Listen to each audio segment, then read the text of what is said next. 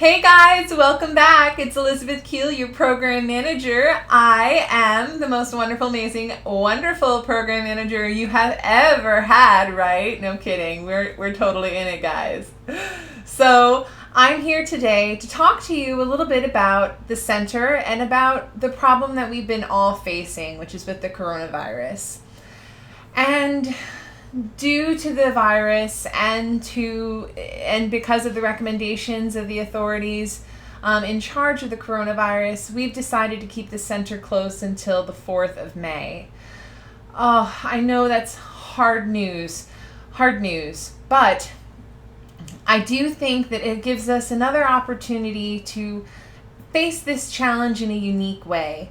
And so today I just wanted to spend a little bit of time talking with you about problems that we face, and understanding our problems in a different way that can change our thinking and our behavior. And so the first big one that I want to talk about is our environment, or our life, and our general life, and the situations that we face.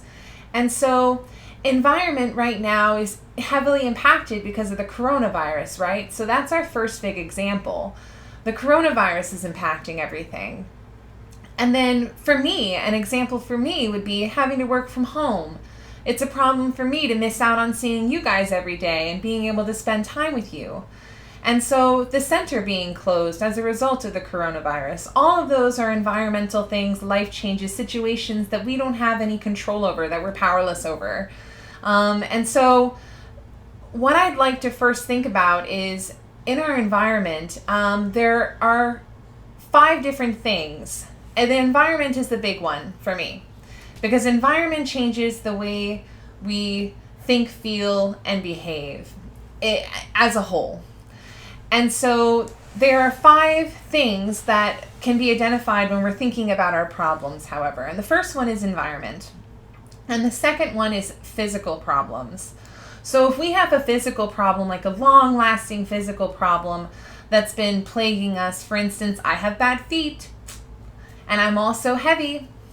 So those are long things that are problems that I'm dealing with. And then there's also the issues with things like our appetite. When we face a new stressful situation, our appetite may change. We may want to eat more or eat less if we're bored and we have to stay home. And then there's also things like our anxiety and our tension can increase. And those physical problems, we prime our bodies for movement, for energy when we're anxious. So physical problems. So the first one, environmental, situational, life circumstance. And then number 2, physical problems. And then number 3. Is the thoughts that we have about our situation, about our environment, and about our problems in general. And so those thoughts can include thoughts about the self, thoughts that I have about me, the thoughts that I have about other people perhaps, or the thoughts that I have towards life. And the important thing to think about when we think about problems, we want to think about which thoughts interfere with the things that we love to do.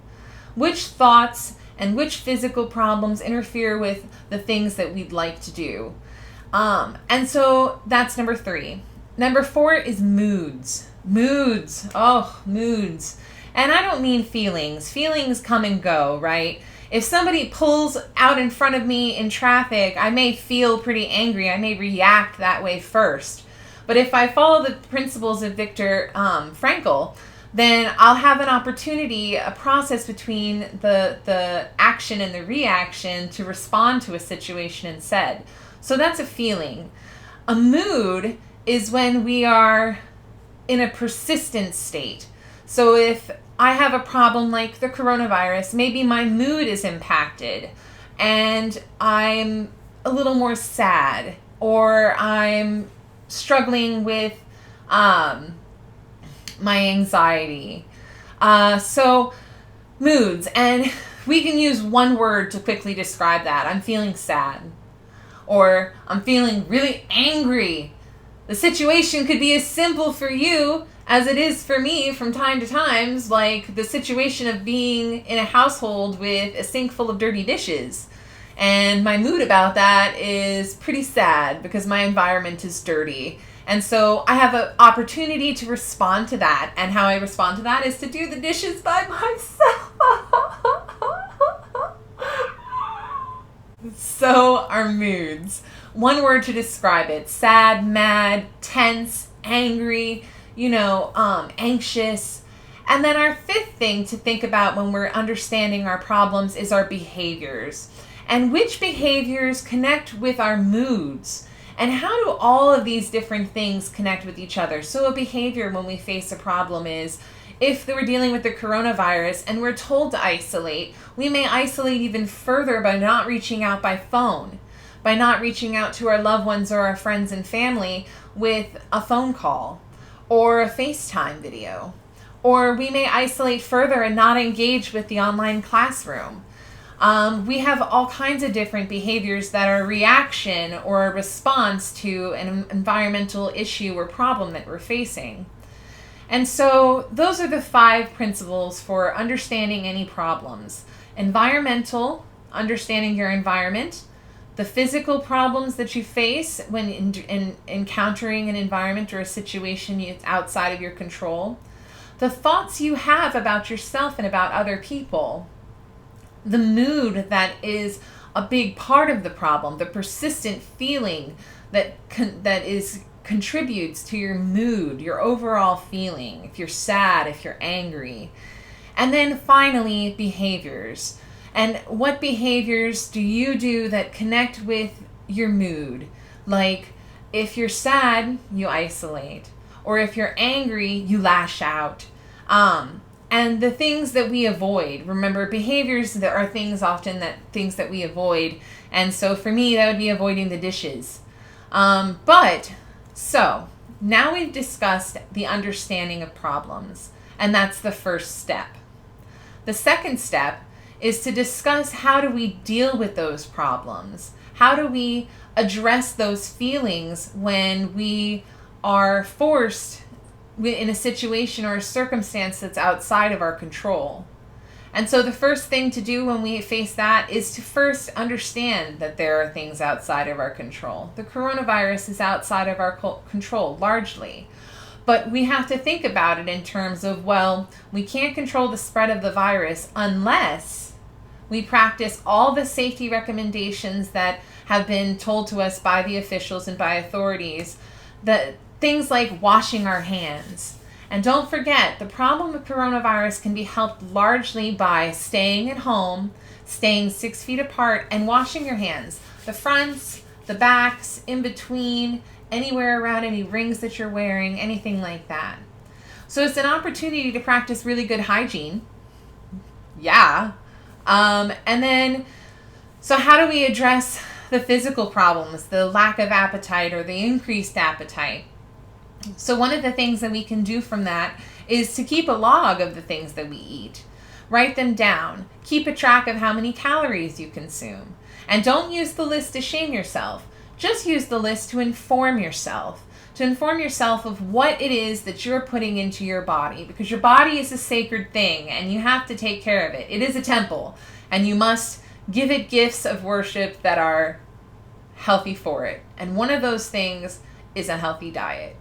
And so other things, like if you're not sleeping very well, what can you do to give yourself a chance to relax? And we're going to talk more about that next week.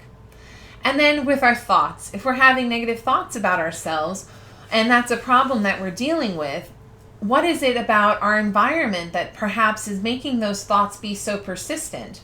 Or what is it about our behavior that's pursuing this same thought process? For instance, if you're isolating, the thought that may come to mind is that people don't care. But what you have to understand is have some pro-social behavior. Reach out by phone, reach out by text message if it's available to you. Reach out through the online classroom or a Facebook page. You have those opportunities.